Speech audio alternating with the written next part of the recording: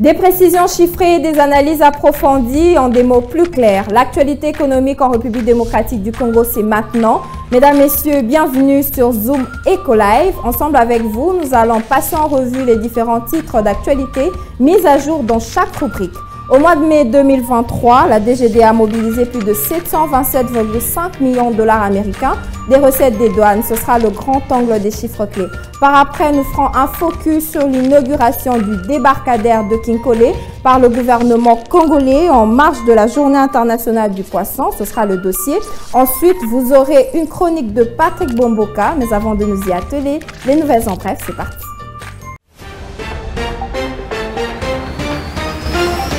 Commençons ces nouvelles avec cette information. 9e édition de CO Forum, l'émergence de la prochaine génération des champions africains au cœur des échanges à Abidjan. Ils sont près de 2000 chefs d'entreprise et de gouvernement qui participent du 5 au 6 juin 2023 à Abidjan à la 9e édition du CO Forum, un sommet annuel co-organisé par le gouvernement de la Côte d'Ivoire, le groupe Jeune Afrique et l'IFC. L'Africa CO Forum veut créer les conditions d'un dialogue qui permettent la mise en place des politiques publiques favorables à l'émergence d'une nouvelle génération d'entreprises africaines réalisant un chiffre d'affaires supérieur à 1 milliard de dollars américains.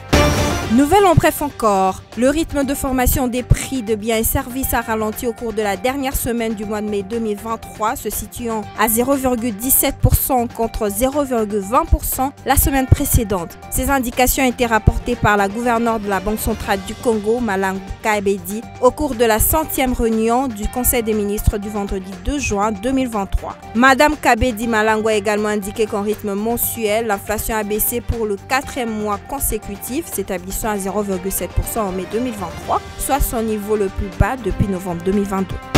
Autre nouvelle, dans une interview accordée au Mining Review Africa, la présidente Marna Cloete Divanoe-Magne indique que le projet de redéveloppement de la mine de Kipushi, Divanoe en République démocratique du Congo, devrait produire son premier concentré de cuivre au 3e trimestre de l'année prochaine.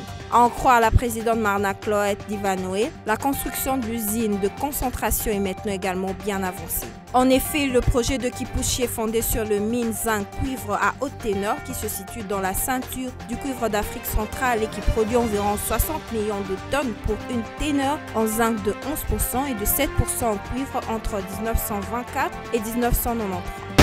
On va finir avec cette information. Les changements climatiques redessinent les schémas migratoires dans le monde entier. Ils sont à la base de 32,6 millions de nouveaux déplacements internes en 2022. C'est ce qui ressort du communiqué de presse publié par l'Organisation internationale de migration qui se base sur les données statistiques de l'Institut de recherche et de conseil en gestion de catastrophes. Le rapport d'évaluation mondiale sur la réduction des risques de catastrophes du Bureau des Nations Unies pour la réduction des risques de catastrophes prévoit que d'ici 2023, 560 catastrophes auront lieu chaque année, soit plus de 1,5 catastrophes par jour.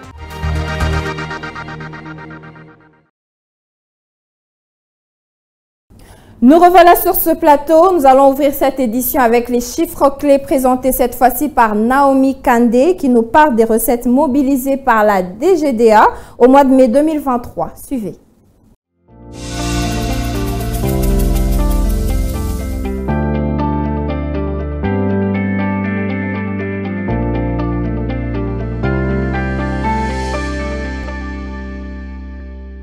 Naomi Kandé, bienvenue. Merci Judith. Voilà, nous allons commencer avec le taux de change actuel en République démocratique du Congo. Qu'est-ce qui s'observe?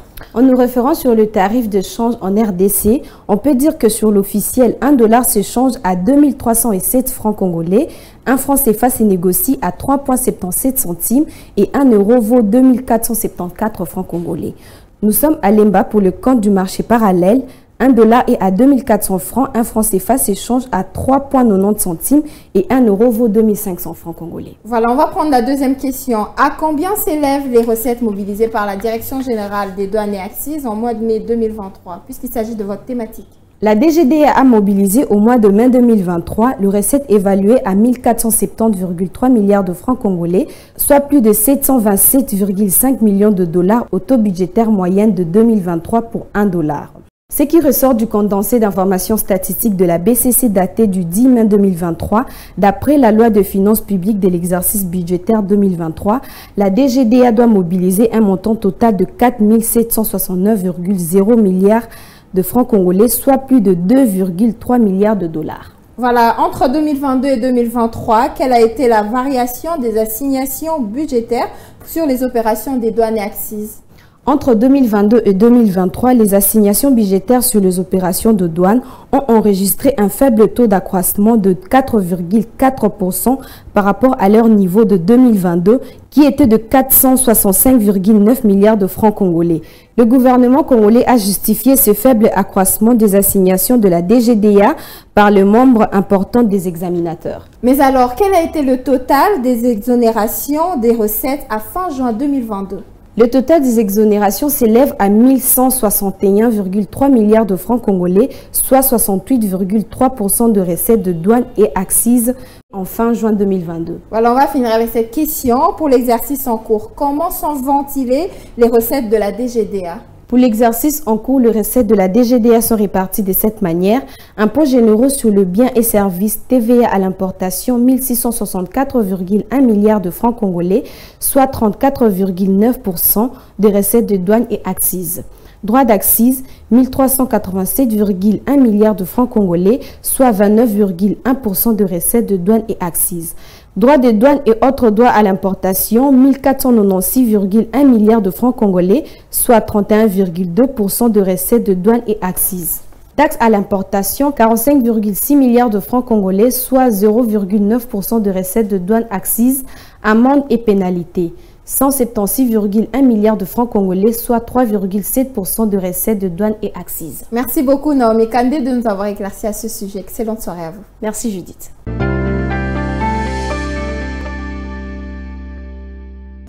Le dossier du jour fait un focus sur l'inauguration du débarcadère de Kinkole par le gouvernement de la République démocratique du Congo en marge de la Journée internationale du poisson. Des précisions avec Benita Mouini.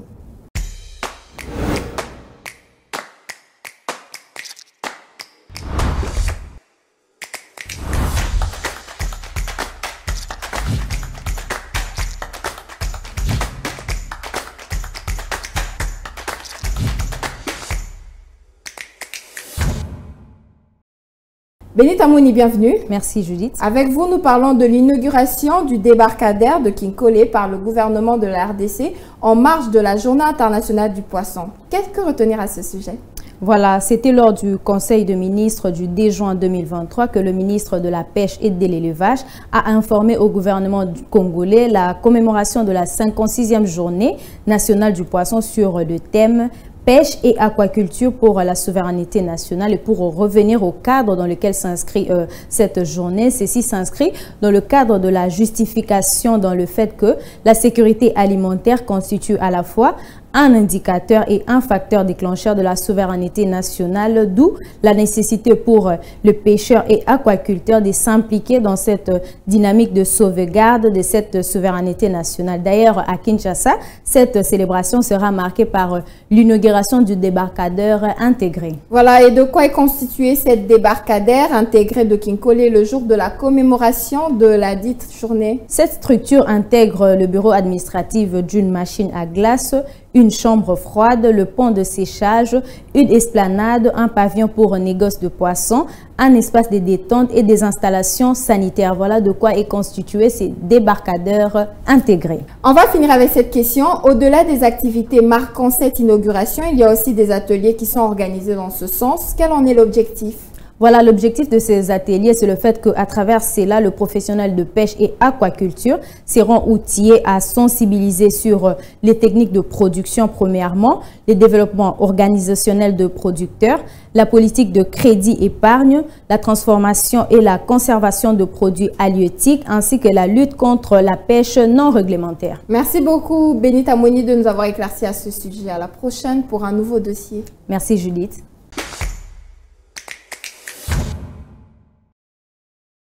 Juste après, nous allons prendre la chronique présentée par Patrick Bomboka. Cette fois-ci, nous ramène une nouvelle thématique que nous allons découvrir tout de suite.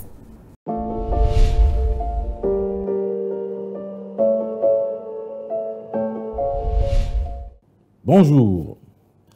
Le gouvernement de la République démocratique du Congo entend réformer le système de recouvrement des contraventions routières. Pour l'exécutif national, il est incompréhensible que depuis les 6 dernières années, les recettes mobilisées au titre de contraventions routières n'ont jamais atteint la barre symbolique de 400 000 $ américains par an. Dans un rapport présenté au Conseil des ministres, le patron des finances a même fait état d'un constat alarmant. 5 faiblesses minent en effet le système actuel de recouvrement des contraventions routières, malgré les déploiements des agents percepteurs des recettes de l'État au niveau des différents postes de police de circulation routière. En premier lieu, ce système est jugé peu performant.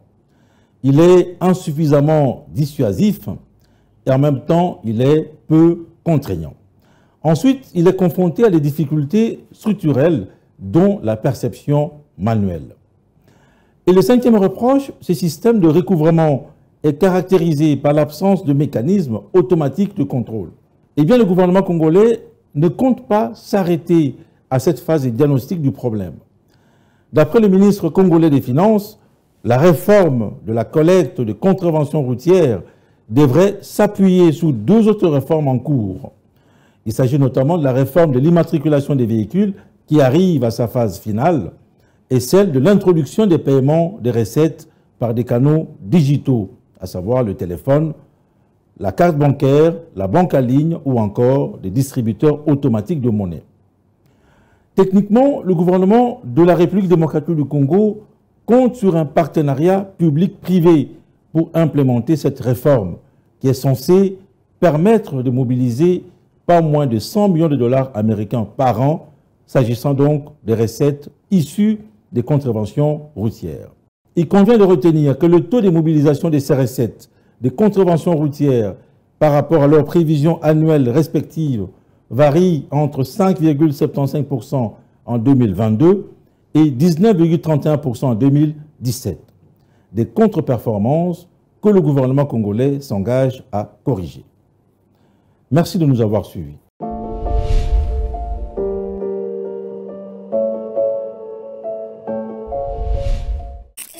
Suivez-moi tout le jour à travers Zoom Wende sur Zoom Eco Live. Abonnez-vous sur notre chaîne YouTube. Zoom Eco Live, la référence de l'actualité économique en RDC.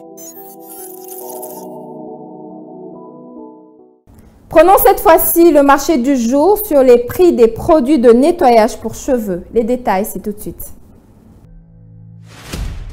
Commençons ces nouveaux marchés avec un shampoing qui se vend à 5 600 francs. Une autre marque se vend à 26 000 francs. Un bain de crème pour mieux hydrater vos cheveux se vend à 6 000 francs. 1 500 francs est le prix fixe d'une pommade. Pour mieux plaquer vos cheveux, un pot de gel ordinaire coûte 1 500 francs pour la petite quantité. Un grand pot de gel revient au prix de 7 500 francs. Pour plaquer vos cheveux naturels, le pot de gel se fixe à 23 200 francs. Une crème hydratante se vend à 18 000 francs. Pour rendre vos cheveux humides pour une meilleure coiffure, un spray se vend à 15 600 francs. Pour ceux qui utilisent de beurre de karité, cela se fixe au prix de 5 000 francs et 18 000 francs. Cela dépend de la marque que vous souhaitez utiliser. Pour stimuler la pousse de vos cheveux, la vitamine B1, B2 et B6 coûte 10 500 francs. Une tube de diprozone se vend à Kinshasa à 9 200 francs pour la petite mesure. La grande bouteille coûte 35 000 francs. Et on va finir ces marchés avec un fixateur qui permet de fixer vos cheveux après une coiffure qui se vend à 12 000 francs congolais. Les rendez-vous économiques, c'est dans l'agenda sur Zoom Eco Live. Abonnez-vous sur notre chaîne YouTube. Zoom Eco Live, la référence de l'actualité économique en RDC. Quelles sont les rencontres économiques du 5 juin 2023? La rubrique Agenda vous donne des détails sur l'heure, la date, mais également l'ordre du jour. Suivez.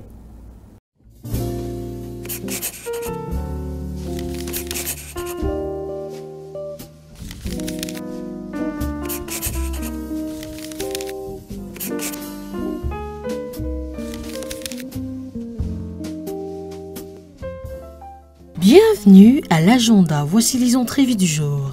L'Africa CE Forum 2023 s'y tiendra du 5 au 6 juin 2023 à Abidjan pour définir une riposte africaine aux crises mondiales et aura pour thème « Réussir malgré les crises de 300 à 3000, comment accélérer l'émergence de la prochaine génération de champions africains ». À présent, un autre rendez-vous, il s'agit de l'événement pour l'industrie manufacturière dénommé Propac Ghana qui se tiendra du 6 au 8 juin prochain. Cette fois-ci, un atelier sur la mission appui au patrimoine immatériel de l'État Direction des affaires juridiques aura lieu le 8 juin prochain de 9h à 12h et sera axé sur déployer efficacement votre stratégie des marques, comment passer de la stratégie à l'action. Du 14 au 16 juin 2023 s'y tiendra la semaine minière de la RDC à Lubumbashi. Et pour finir, Impact Positif organise un forum de jeunes entrepreneurs Congo du 28 jusqu'au 29 juillet 2023 axé sur les thèmes « Entreprendre aujourd'hui pour demain ». Merci de nous avoir suivis. Au revoir.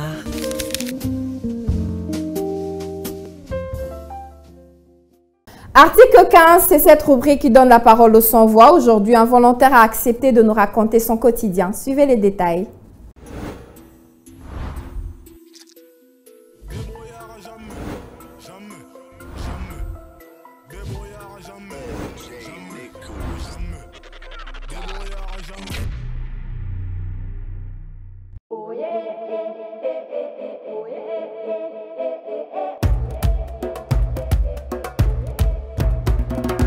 awa na yanga tozobika mingi na mois de vivre olibina litongo kiti libongo olitumbisi epai ya baninga po toza na mbongo ya posi te okatikati okalingi otekisi esili opesi bakolo ya bango moke ozoya etere somene yango na ndenge ya bana likelemba nyongo ate hopitale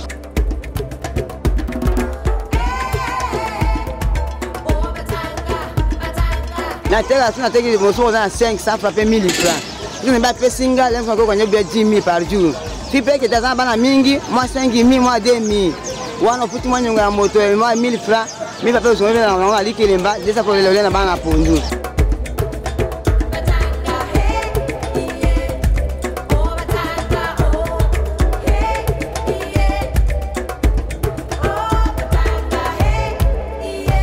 ate 15 ans ndenge nini bina tongo oyo mi débrouiller pour que bana babika oyo zimbi c'est pas moningo tekisi soki esili na kimia opesi moko na kimia moke na mpe otike mpe na kosomi na yango